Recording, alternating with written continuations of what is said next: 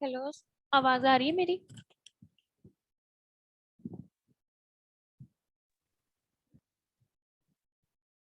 जी ma'am आ रही है। तो एनर्जी और आप लोगों ने स्टार्ट किया होगा, ये सब चीजें आपने पढ़ी होंगी, लेकिन ऐसा इतनी डिटेल में नहीं पढ़ी होंगी। जैसे फर्स्ट ईयर में आपने इन सब के बारे में पढ़ा था, सेकेंड ईयर में भी पढ़ाया होगा किन्जा ने। लेकिन मैं फिर भी आपको यहीं से स्टार्ट करा रही हूँ ताकि एक दफा आपका बुक से गो थ्रू हो। नोट्स पे से जो आपने पढ़ा हुआ है उसके ऊपर आप रिलाई ना करो। अभी मैं एकदम से अगर आपको ड्रग न्यूट्रिएंट इंटरेक्शन शुरू कराऊंगी तो वो आपके लिए बड़ा मुश्किल हो जाएगा समझना। इसीलिए फिर मैं आहिस्ता आहिस्ता ही आपको ये वहां तक लेके जाऊंगी, क्योंकि अभी तक आपने कोई डिजीज भी ऐसा नहीं पढ़ी कि आपको पता हो कि कौन सा ड्रग देते हैं तो क्या न्यूट्रिएंट उसके साथ जो है वो इंटरेक्ट कर सकता है या इफेक्ट कर सकते हैं दोनों एक दूसरे के ऊपर।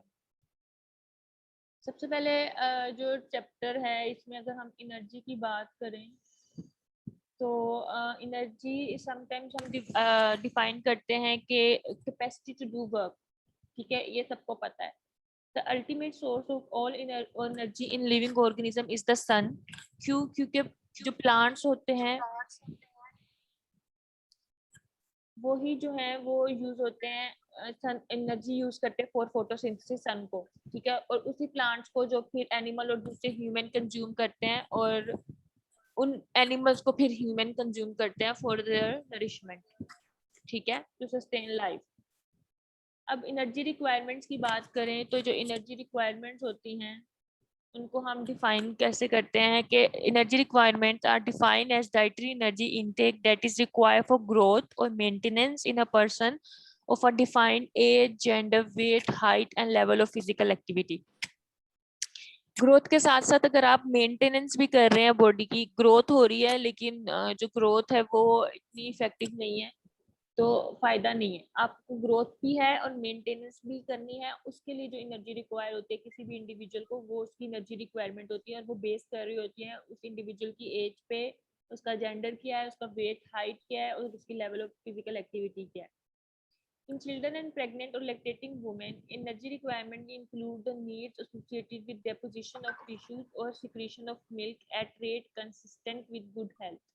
ऑब्वियसली जो चिल्ड्रन होते हैं वो ग्रोथ एज में होते हैं तो उनकी रिक्वायरमेंट जो है वो कंपेयर ज़्यादा होती है, क्योंकि उनको ज़्यादा ग्रोथ के लिए उनको एनर्जी रिक्वायर होती है। सेम गोज फॉर प्रेग्नेंट और लैक्टेटिंग वुमेन, आपने देखा होगा इनके आरडीएस ज़्यादा होते हैं। क्यों? क्योंकि इनकी रिक्वायरमेंट इंक्रीज कर जाती है। ये जो है वो पॉजिटिव ग्रोथ के जो है वो फेज में होते हैं। इन इल और injured people the stressors have an effect by increasing और डिक्रीजिंग एनर्जी एक्सपेंडिचर। जब कोई इंडिविजुअल बीमार होता है या इंजर्ड होता है तो उसकी एनर्जी रिक्वायरमेंट जो है वो भी डिसाइड करते हैं कि इंक्रीज करनी है या डिक्रीज करनी है डिपेंडिंग ऑन द इलनेस और कोई भी injury. Body weight is one indicator of energy adequacy or inadequacy. The body has unique ability to shift the fuel mixture of carbohydrate, protein, and fats to accommodate energy needs. However, consuming too much or too little energy over time result in body weight changes. Body weight जो है वो one of the indicator है, सिर्फ ultimate indicator नहीं है कि सिर्फ body weight ही एक इंडिकेटर है एनर्जी एडिक्वेसी के लिए। वन ऑफ द इंडिकेटर है। और एनर्जी कंज्यूम आप ज़्यादा कर रहे हैं ये कम कर रहे हैं तो उसकी बेस पे ही आपकी जो बॉडी वेट है उसमें चेंजेस आते हैं। Thus, body weight reflects adequacy of energy intake, but it is not a reliable indicator of macronutrient or micronutrient adequacy. Additionally, because body weight is affected by body composition, a person with higher lean mass to body fat mass or body fat mass to lean mass may require different energy intake compared with the norm or average person. अब हर individual में लीन mess और fat mess की percentage different होती है। ठीक है, कई individual में लीन मैस ज्यादा होता है, कईयों में फैट मैस ज्यादा होता है। मे बी उनका वेट सेम हो लेकिन उनके अंदर जो फैट मैस है वो और लीन मैस है जो उनकी क्वांटिटी डिफर करती है। मे बी जो ज्यादा हेल्दी है जिसका वेट ज्यादा है उसमें लीन मैस ज्यादा हो फैट मैस कम हो, और मे बी अगर जो जिसका वेट कम है लेकिन फैट मैस ज्यादा है और लीन मैस कम है। तो इस चीज के ऊपर जो है ये कंपोजिशन जो है बॉडी वेट के साथ साथ बहुत इंपॉर्टेंट है किसी भी इंडिविजुअल की।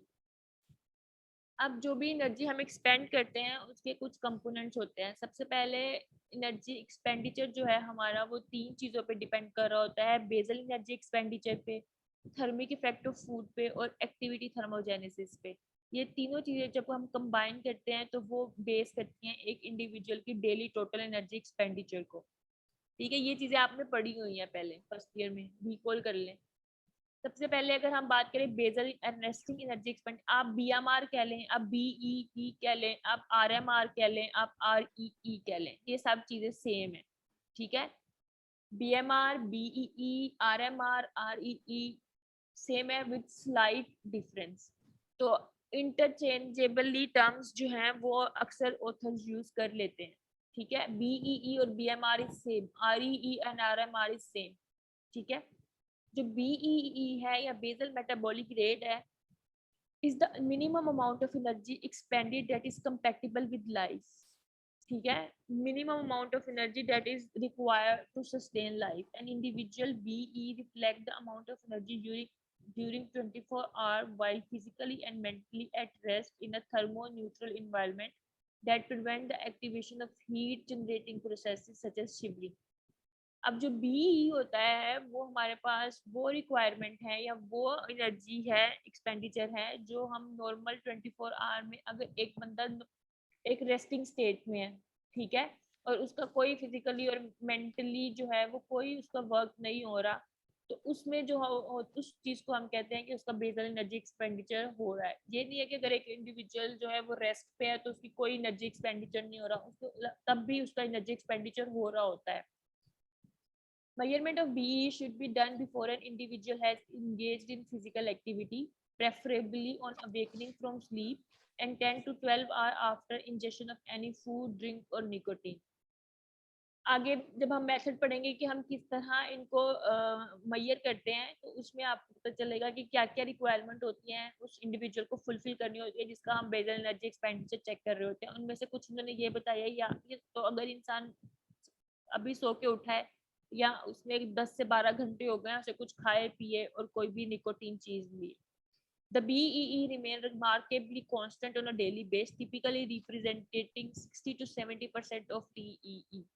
ठीक है, ये जो BEE की वैल्यू है ये जो हमारा टोटल एनर्जी एक्सपेंडिचर है उसमें 60 to 70% जो है वो अकाउंट कर रहा होता है और ये ऑलमोस्ट कांस्टेंट होता है, इसकी वैल्यू इतनी ऊपर नीचे नहीं करती। ठीक है, डिपेंडिंग के किसी का वेट, हाइट और एज क्या है। Next is resting energy expenditure और रेस्टिंग मेटाबॉलिक रेट। ये वो एनर्जी है जो हम एक्सपेंड कर रहे होते हैं जो हमारी नेसेसिटीज हैं, एक्टिविटीज हैं सस्टेन लाइफ के लिए। ठीक है, जैसे हमारा हार्ट रेट है, रेस्पिरेशन है, ठीक है, पंपिंग ऑफ आइंस है, ये हमारी बॉडी में हमें पता भी नहीं है और ये चीजें हो रही हैं। ठीक है, इनको सस्टेन करने के लिए इनके इनके फंक्शन से जो एनर्जी एक्सपेंड हो रही है उसको हम कहते हैं resting energy expenditure.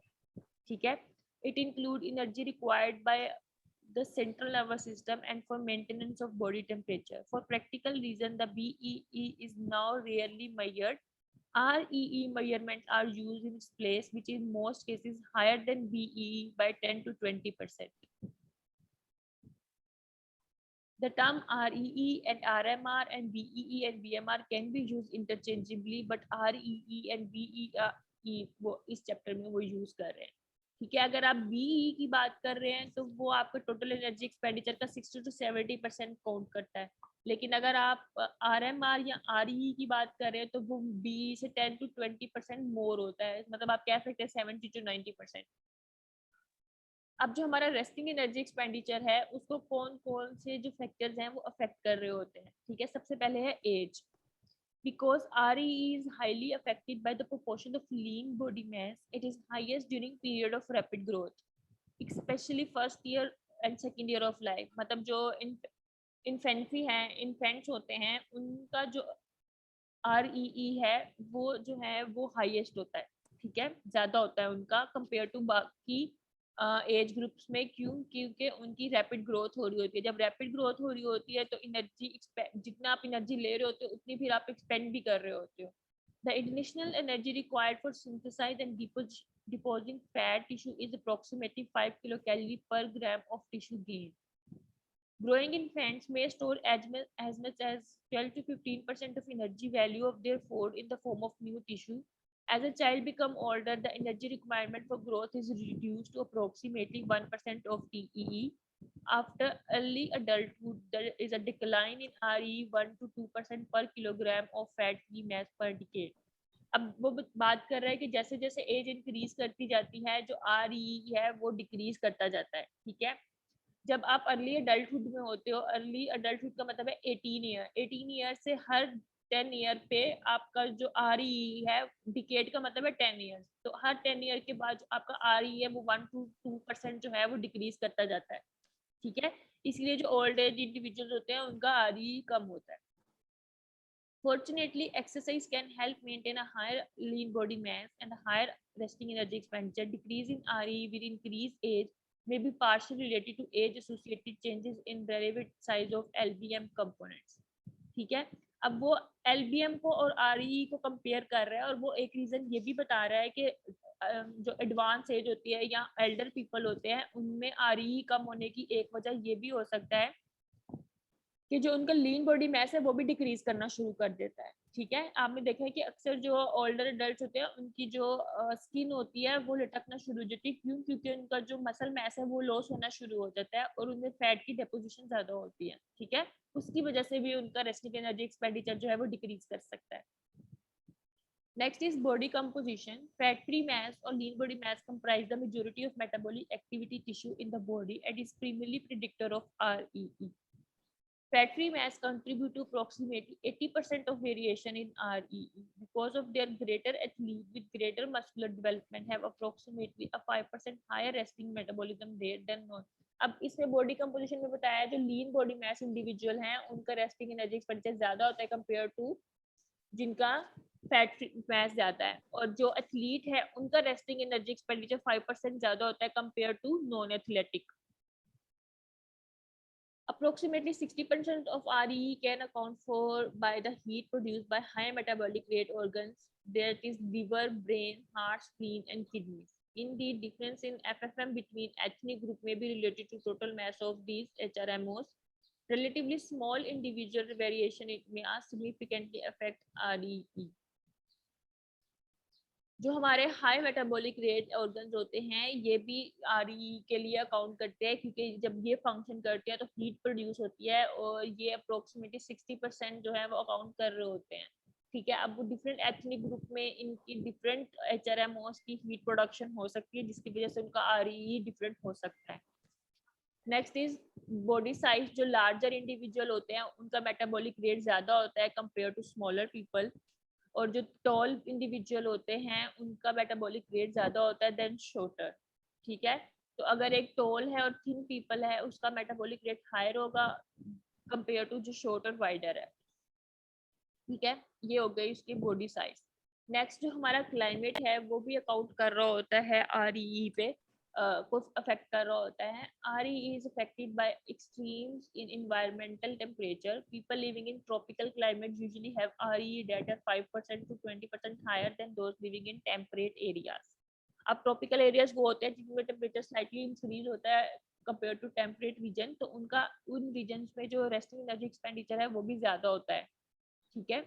Exercise in temperature greater than 86 degrees impose a small additional metabolic load of approximately 5% from increased sweat gland activity, ठीक है। अब वो ही जो एथलीट पर्सन या जो एक्सरसाइज कर रहे हैं उनका रेस्टिंग एनर्जी एक्सपेंडिचर जो है वो 5% ज्यादा हो जाता है, क्यों? क्योंकि उनमें स्वेट ग्लैंड की एक्टिविटी इंक्रीज कर जाती है।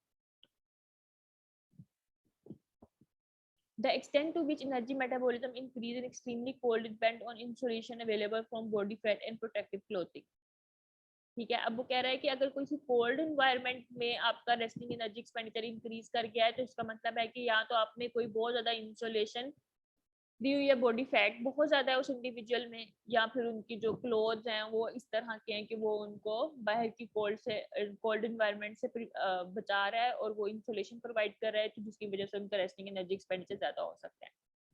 जेंडर। अब जेंडर में जो है मेटाबॉलिक रेट जो है वो डिफरेंस करता है बॉडी साइज और कंपोजिशन की बेस पे भी कर रहा होता है। जो वुमेन है उनमें फैट कंटेंट ज्यादा होता है कंपेयर टू मेल्स, ठीक है।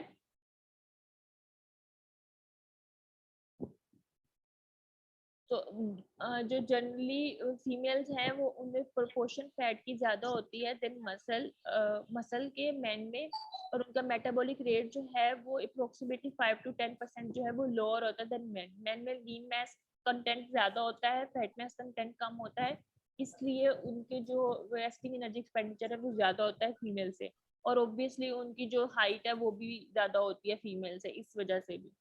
लेकिन जैसे जैसे एज इंक्रीज करती है तो जो डिफरेंस है वो लेस प्रोनाउंस होता जाता है, ऑलमोस्ट इक्वल पे आ जाते हैं दोनों gender. Next is hormonal status. जो हार्मोनल इफेक्ट है मेटाबॉलिक रेट पे, वो एंडोक्राइन डिसऑर्डर्स जो है, जैसे कि हमारे पास हाइपोथायरॉयडिज्म है या हाइपरथायरॉयडिज्म है, वो इंक्रीज और डिक्रीज करता है एनर्जी एक्सपेंडिचर।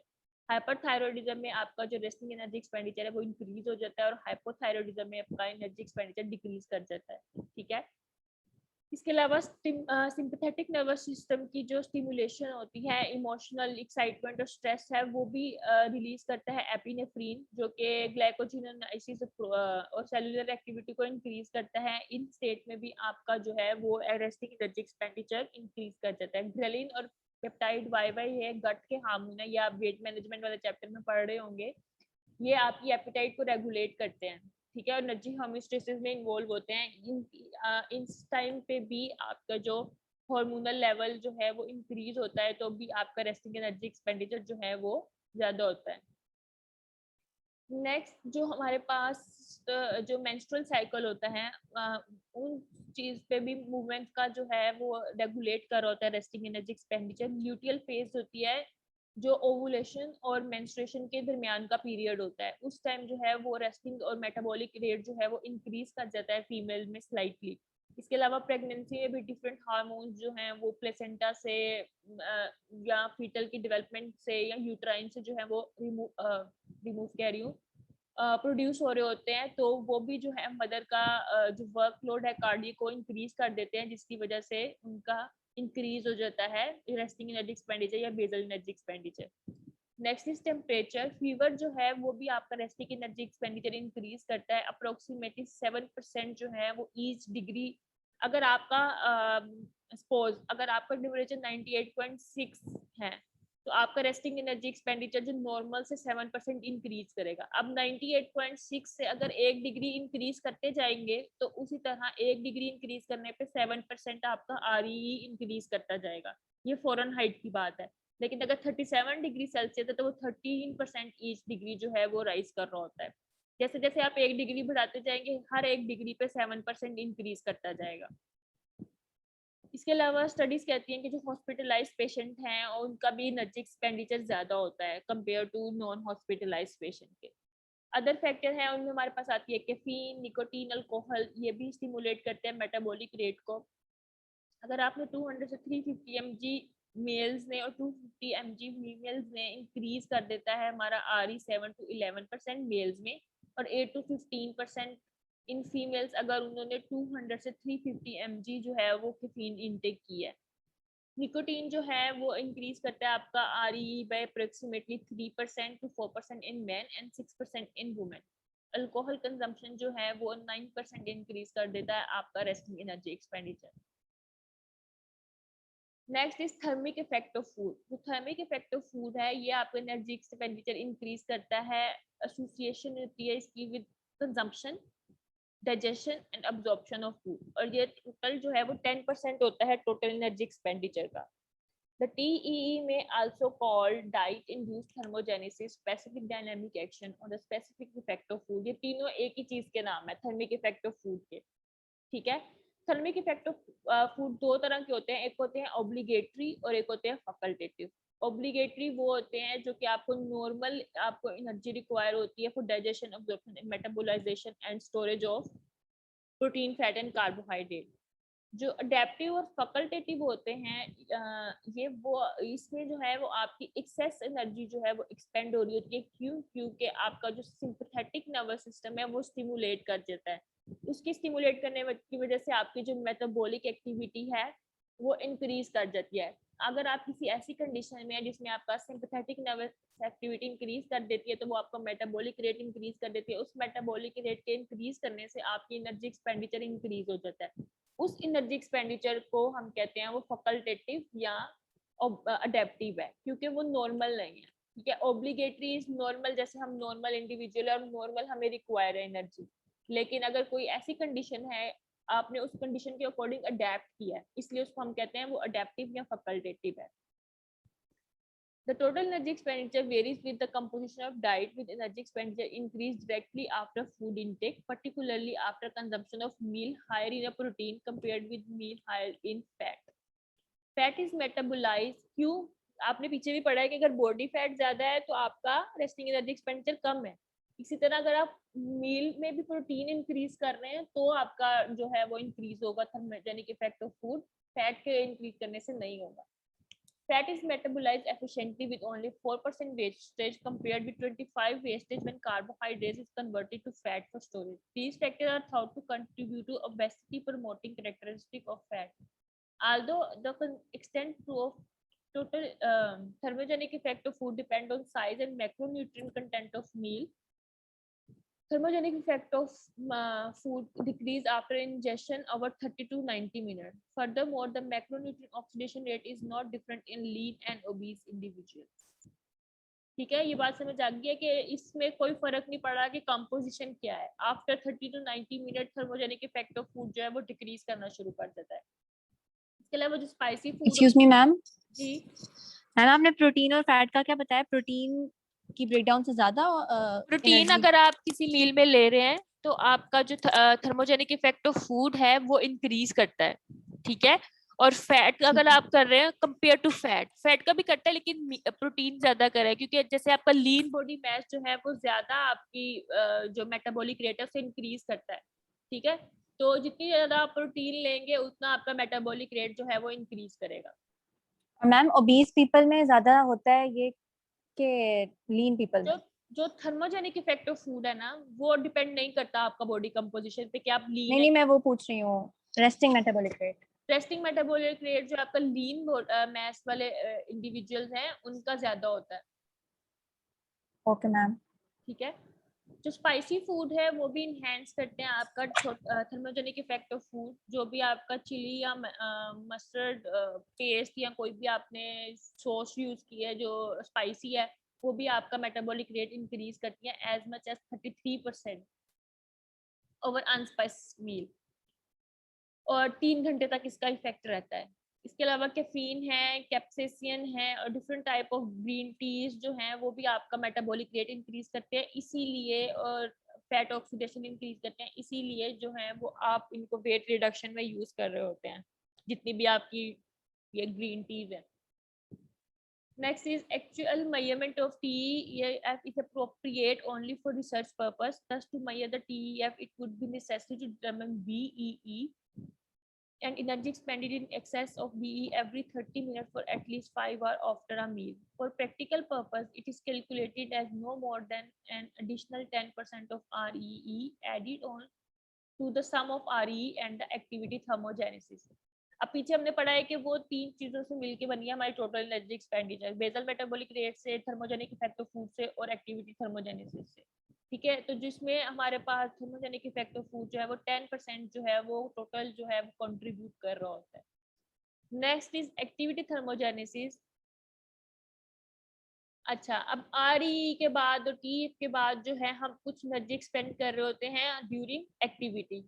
ठीक है, तो वो हमारी एक्टिविटी थर्मोजेनेसिस में आता है। वो हमारी एक्सरसाइज भी हो सकती है और हमारा डेली वर्क भी हो सकता है। Although it can be broken down into 2 categories for most individual, additional kilocalories are allocated for more general term activity, which include activity thermogenesis and non-exercise activity thermogenesis. जो हमारे पास एक्टिविटी थर्मोजेनेसिस है sports में या fitness exercise में, obviously हम ज्यादा energy expand कर रहे होते हैं। ठीक है, देन नॉन एक्टिविटी थर्मोजेनेसिस के The contribution of physical activity is the most variable component of TE. आपने ये बात हमेशा याद रखनी है कि आपको पता है कि जो आपका total thermic effect of food है वो सिर्फ 10% अकाउंट कर रहा है। जो आपका रेस्टिंग एनर्जी एक्सपेंडिचर है या बेसल एनर्जी एक्सपेंडिचर है वो वेरी करता है 60 टू 80 या 90 के बीच में, लेकिन फिर भी वो आपको पता है कि एक कांस्टेंट वैल्यू है। लेकिन जो सबसे ज्यादा वेरिएबल चीज है वो आपकी एक्टिविटी है। या तो आप सेडेंटरी हो या तो आप एक्टिविटी कर रहे हो, उसकी बेस पे जो है वो आपकी, आपने पढ़ा भी होगा जब आप उसके साथ मल्टीप्लाई करते हो अपने एक्टिविटी फैक्टर के साथ, तो वहां पे आपकी वेरिएशन आती है जब आप एनर्जी कैलकुलेट कर रहे होते हो। तो ये सबसे ज्यादा वेरिएबल फैक्टर है आपकी एनर्जी कैलकुलेशन में। The contribution of physical activity is the most variable component of TE, which may be as low as 100 calories in sedentary people or as high as 3000 calories in athletes.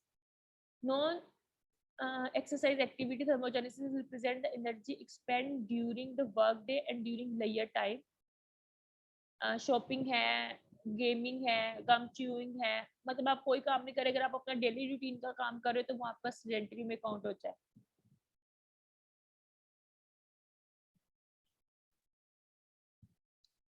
अच्छा, next is individual activity thermogenesis varies considerably depending on body size and efficiency of individual habit of motion. The level of fitness also affect energy expenditure of volumetry activity because of variation in muscle mass.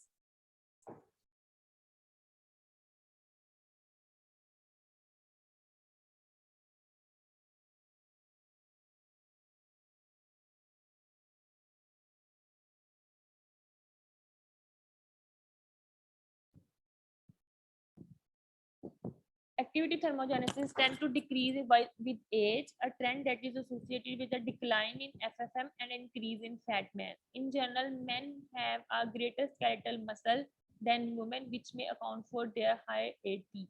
अब इसमें उन्होंने gender को compare किया और as को compare किया। अगर जैसे जैसे आपकी एज इंक्रीज करती है, आपको पता है कि आपका जो फैट फ्री मैस है या लीन मैस है वो डिक्रीज करता है, आपका फैट मैस इंक्रीज करता है, उस वजह से भी आपकी एक्टिविटी थर्मोजेनेसिस डिक्रीज करना शुरू हो जाती है।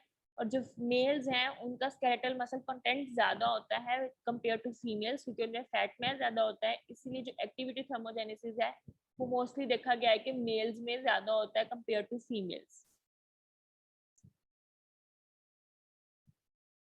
Excess post-exercise oxygen consumption affect energy expenditure. The duration and magnitude of physical activity increase EPOC, resulting in an elevated metabolic rate even after exercise has ceased. अच्छा, जब आप पोस्ट एक्सरसाइज की condition में हो तो एक आपका जो रेस्पिरेटरी रेट है वो इंक्रीज किया होता है, आपका कार्डिक आउटपुट इंक्रीज किया होता है, आपका जो बॉडी टेम्परेचर है वो एलिवेटेड होता है, ठीक है, जिसकी वजह से जो है वो पोस्ट एक्सरसाइज भी जो है ऑक्सीजन कंजम्पशन ज्यादा हो रही होती है और मेटाबॉलिक रेट जो है वो इंक्रीज होता है। Habitual exercise does not cause a significant long increase in metabolic rate per unit of active tissue, but it has been shown to cause an 8 to 14% of higher metabolic rate in men who are moderately and highly active respectively because of their increased fat-free mass. These differences seem to be related to the person, not to the activity. ठीक है, अब वो ये बात कर रहे हैं कि कुछ सिर्फ एक्टिविटी की बेस पे भी नहीं है, अगर इंडिविजुअल मेल्स हैं तो अगर वो मॉडरेटली हाईली एक्टिव एक्टिविटी में इन्वॉल्व है, क्यों, उनका फैट फ्री मैस कम होता है, इसीलिए उनकी जो मेटाबॉलिक रेट है मेल्स में ज्यादा होता है कंपेयर टू फीमेल्स। ठीक है, पोस्ट एक्सरसाइज होने के साथ साथ एक्टिविटी के साथ साथ आप ये भी देख रहे हो कि जेंडर क्या है। ठीक है, समझ आ गई है यहाँ तक? जी मैम। अच्छा, बस इतना ही पढ़ाना था आज।